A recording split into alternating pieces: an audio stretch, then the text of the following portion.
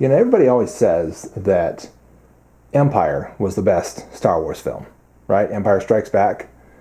I gotta tell you though, I've always had a special place in my heart for Return of the Jedi. I've always liked it better than Empire. I hesitate to say that out loud because I think everybody's gonna hate me for saying it.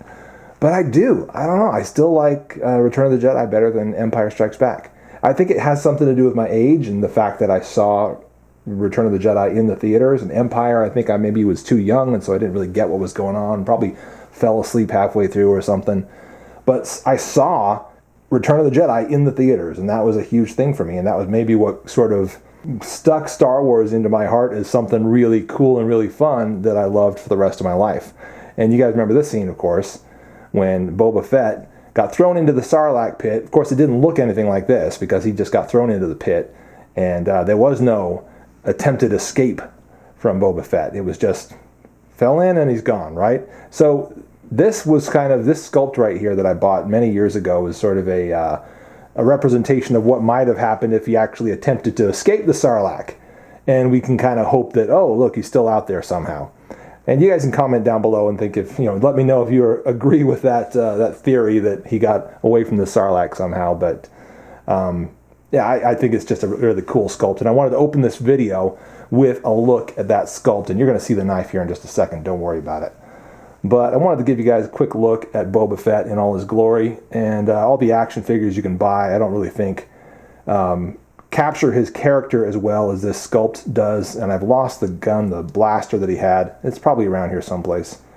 But it was in this hand right here. He had a blaster that he was kind of firing away at the Sarlacc with as he was trying to blast his way out of the pit.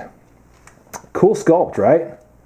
Real cool. I still love this thing. My boys keep it in their room. I just had to dust it off and steal it from them for this video. But, and I also wanted to make this sort of the backdrop for what I'm really going to show you, which is this. The new Microtech Ultratech Bounty Hunter. Now, from what I understand, they can't actually call it the Boba Fett because of licensing, but they have named it the Bounty Hunter, and you can see a little BH, where is it? It's on here somewhere. There it is. Right there, a little BH for Bounty Hunter. And you saw all the other Star Wars Ultratechs, the Sith Lord, the Jedi Knight, the Jedi Master, the Stormtrooper. And they've got the LUT knives as well that kind of represent sort of the Star Wars stuff as well. But this is the one that I was really, really hoping would come out. And honestly, when I did that video on the other Ultratechs, I had no idea this one was coming out.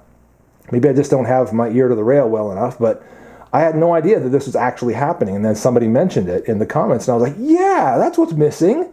We need a freaking Mandalorian one. And here it is. The Boba Fett. Now, most of you guys, if you're knife guys, you've probably seen pictures of this already. A few of you own it. A few of you bought it. There's not a lot of them out there. It's a pretty short run and pretty limited run. I got mine at Blade HQ. I was lucky enough to get one before they ran out. And also, we can look at the serial number on mine. Where is it? There it is. 41. Number 41. That's pretty low. Seems pretty low to me. I don't know how many they made, but that seems pretty low. So I got number 41.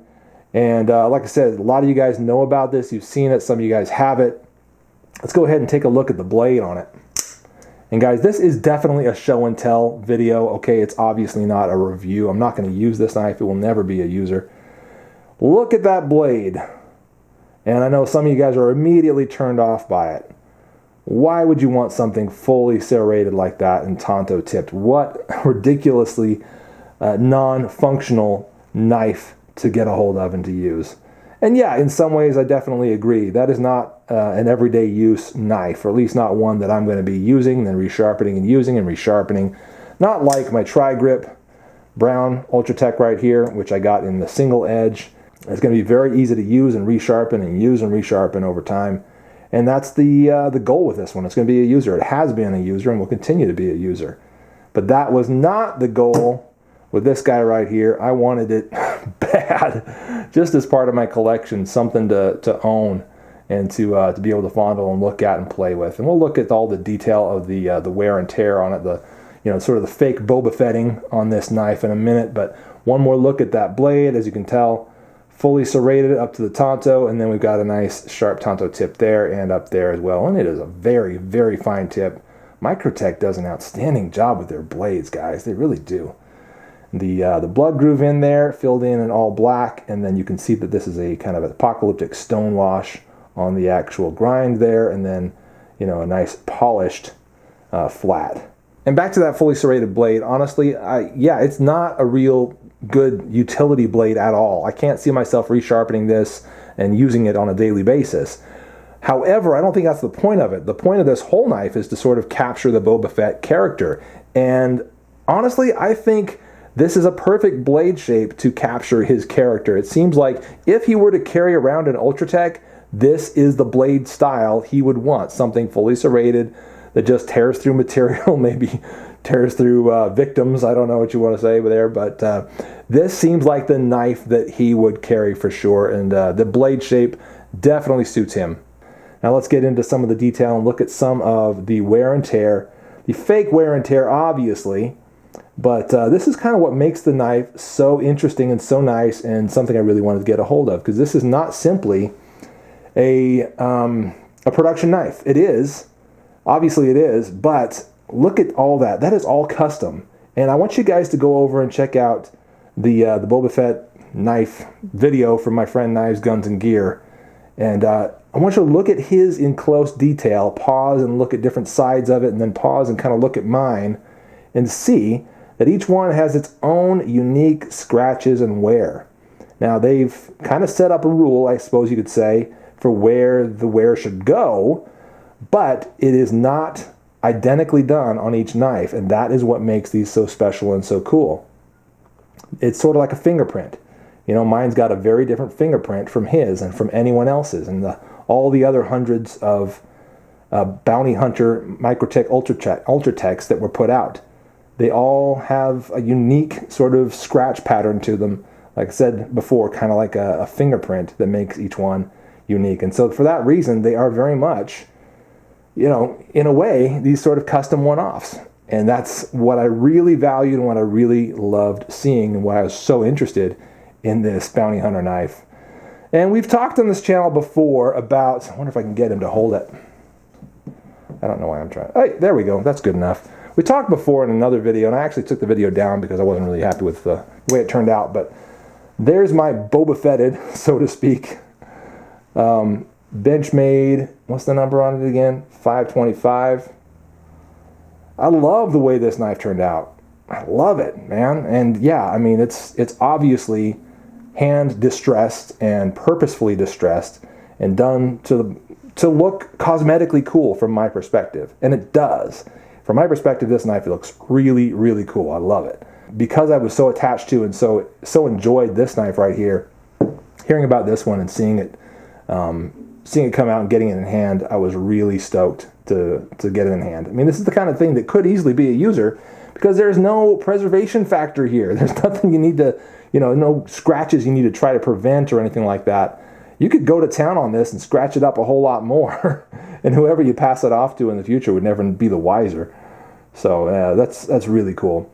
The detail on it obviously is very cool. You see that matches his sort of chest armor right there. That whole pattern right there, you can see it. And even these two little details right there, which nobody ever knew what those were, but there they are. And then you've got a little bit of the silhouette of his jetpack rocket there on this side. And then, of course, the Mandalorian symbol right there, kind of matching up with his shoulder armor. Oh, gosh, super cool, guys. Real cool. I just wanted to take a minute to sort of glory and bask in the awesomeness of the Ultratech Bounty Hunter. Yep, limited edition. Yep, they're probably all gone. If you find one out there, good for you. Once again, I got mine at Blade HQ, and they did sell out. But those are awesome, guys. And if you're not, wanting one of these, they've got lots of other Microtechs, obviously. You can check out the links below to get into some of them. And if this is still available, I'll get you a link to this as well, because you might be interested in that. I don't know if you can find that anywhere, but if I find it, I'll put a link up to it.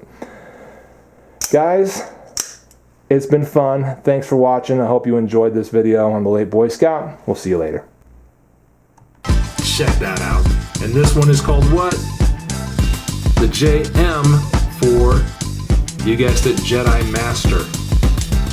In other words, it's sort of the shorter green lightsaber, and who does that belong to? You guys know. Come on, you're a bunch of nerds just like me. That's the Yoda, man.